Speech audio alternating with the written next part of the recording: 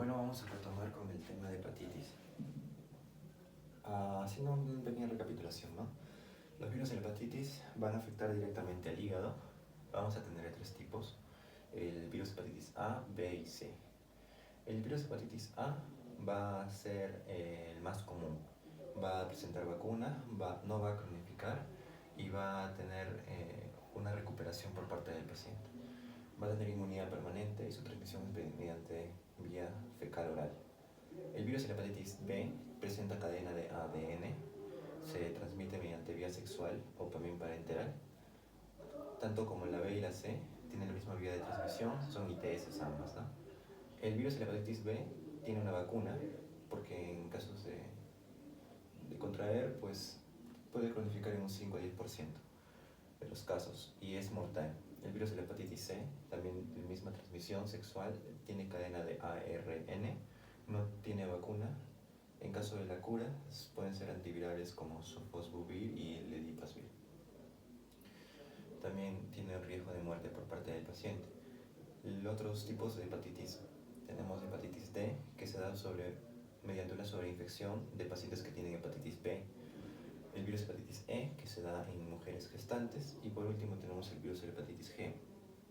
Ahora nos vamos a enfocar sobre el virus de la hepatitis A. Vamos a comenzar con la estructura. Este es un picornavirus. Entonces, como es picornavirus, va a tener características de esa familia de virus, ¿no? Va a tener cadena de ARN, una sola cadena de ARN, va a ser monocatenaria. Su sentido de la cadena va a ser 5' a 3', no va a tener envoltura vírica. Entonces podemos hablar que pertenece a la familia de los picornavirus. También se le clasifica como la familia de los heparnavirus. Tiene ARN en sentido positivo de 5' a 3' y no tiene envoltura vírica, o sea, se le conoce como un virus desnudo. La estructura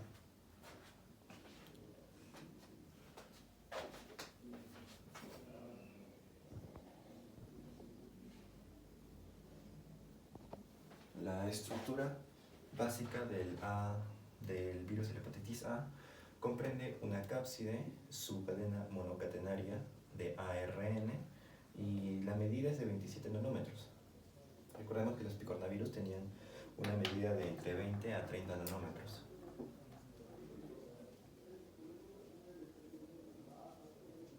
El virus de la hepatitis A tiene 27 nanómetros de diámetro. Las características, las capacidades que tiene este virus es aguantar temperaturas altas, pero no mayor a 85 grados centígrados, porque los virus mueren a temperaturas mayores a 85 grados si es que se calientan por un minuto. Eso podemos hablar en el caso de los alimentos, ¿no? Como la vía de transmisión de la hepatitis A es por vía fecal oral, mediante las heces, ¿no?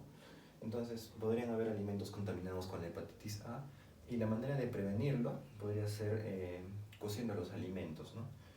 Llegando a temperaturas mayores de 85 grados centígrados por este periodo de tiempo de un minuto. Otra capacidad que también tiene el virus es aguantar pHs bajos, o sea, pHs ácidos, ¿no? Como el pH del estómago. Por eso es que tiene este tipo de transmisión. Hablemos un poco de la epidemiología. La epidemiología menciona que mayormente va a dar a niños menores de 10 años, sobre todo en países del tercer mundo. También casos que todavía prevalecen en el lejano oriente, ¿no? Tenemos también la incubación. La incubación es de 2 a 6 semanas. Este virus va a tener este periodo de tiempo antes de que desarrollemos los síntomas. Ahora vamos a pasar a hablar sobre la fisiopatología.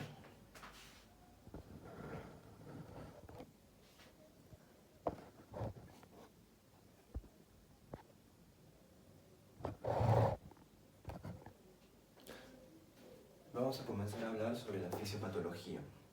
Este es el virus de la hepatitis A, ¿ok? El virus de la hepatitis A. Su vía de transmisión es fecal oral, entra por la vía, por el tracto digestivo, llega mediante los alimentos y su punto de infección es hacia el hígado. Aquí tenemos el hígado. El hígado lo vamos a conocer como el sitio primario de replicación para el virus de la hepatitis A.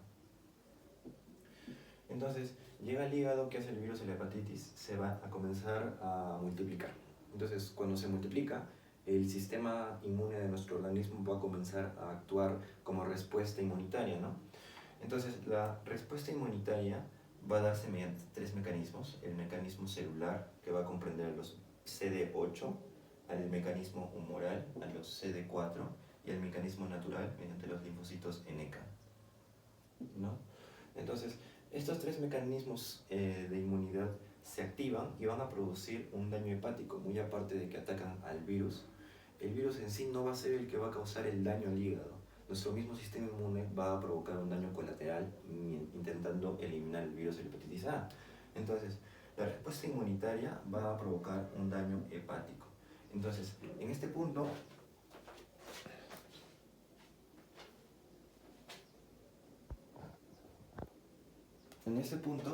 vamos a diferenciar algo.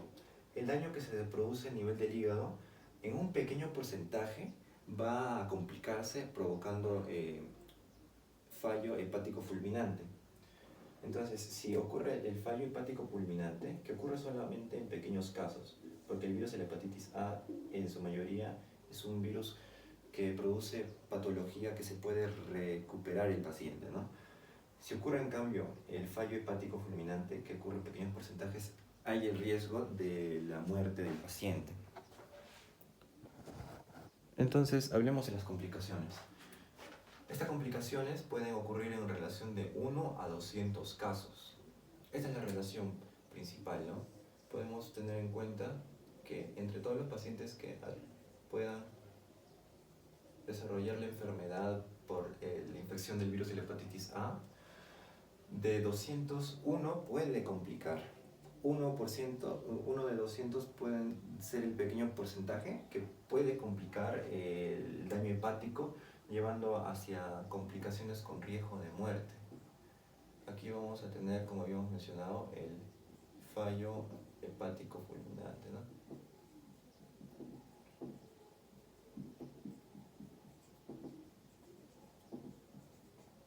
Listo.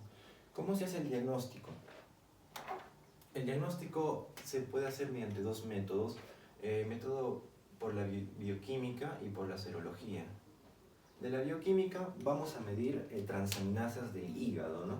Van a ser los marcadores bioquímicos muy particulares para el hígado. Vamos a tener la aspartato aminotransferasa, la alanino aminotransferasa, alanina aminotransferasa y la gamma glutamil transferasa, ¿no?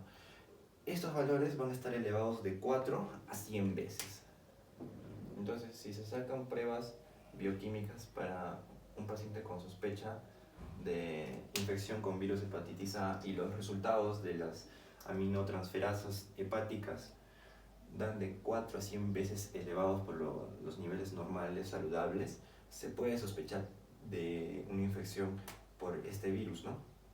Pero lo podemos complementar con la segunda prueba, que sería pruebas serológicas. Las pruebas serológicas van a medir las inmunoglobulinas. Primero las inmunoglobulinas M, que van a ser las que van a actuar en la primera línea de defensa o en la primera infección, y luego las inmunoglobulinas G, que van a ser las de respuesta más permanente, o sea, sería la segunda línea de defensa, las que tienen una duración mayor. Entonces, el orden de las pruebas serológicas: primero vamos a detectar las inmunoglobulinas M y luego las inmunoglobulinas G. Entonces, si se hallan las inmunoglobulinas G, nos va a dar la idea de que estamos viendo de que este paciente tiene la inmunidad de por vida. En este punto vamos a relacionarlos a las IgG por la inmunidad de por vida. Como habíamos mencionado, el virus de la hepatitis A